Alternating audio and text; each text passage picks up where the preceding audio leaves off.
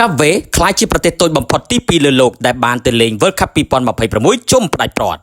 កាវេតូចតែតាន់សឹងតែមិនស្គាល់ឈ្មោះតែពេលនេះពួកគេបានខ្លាយជាប្រទេសតូចបំផុតទី2ដែលឈានដល់ការប្រកួត World Cup 2026 ជុំផ្ដាច់ព្រាត់បន្ទាប់ពីក្រុមដែនកោះមួយនេះបានយកឈ្នះលើក្រុមជម្រើសជាតិអេស្វ៉ាទីនីក្នុងលទ្ធផល3-0នៅក្នុងផ្ទះ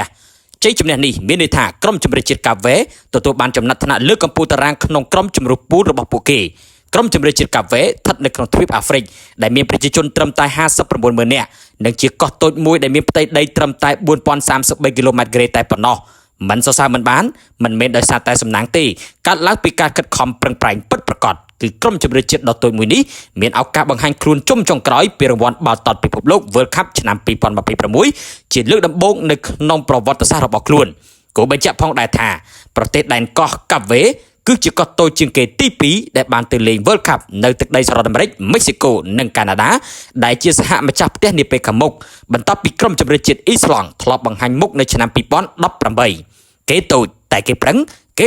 ទើបគេមានផ្លែផ្កាងាកមកកម្ពុជាយើងវិញណាសង្ឃឹមថ្ងៃណាមួយមានឱកាសបង្ហាញខ្លួនជាលើកដំបូងក្នុងព្រឹត្តិការណ៍បាល់ទាត់ពិភពលោកដែលគ្រប់ប្រទេសទាំងអស់លើភពផែនដីចង់បង្ហាញខ្លួនសូមជួយ follow page និង join channel Telegram ក្នុង comment ខាងក្រោមដើម្បីទទួលបានព័ត៌មានកីឡាថ្មីៗនិងមានឱកាសឈ្នះរង្វាន់អាវជារៀងរាល់សប្តាហ៍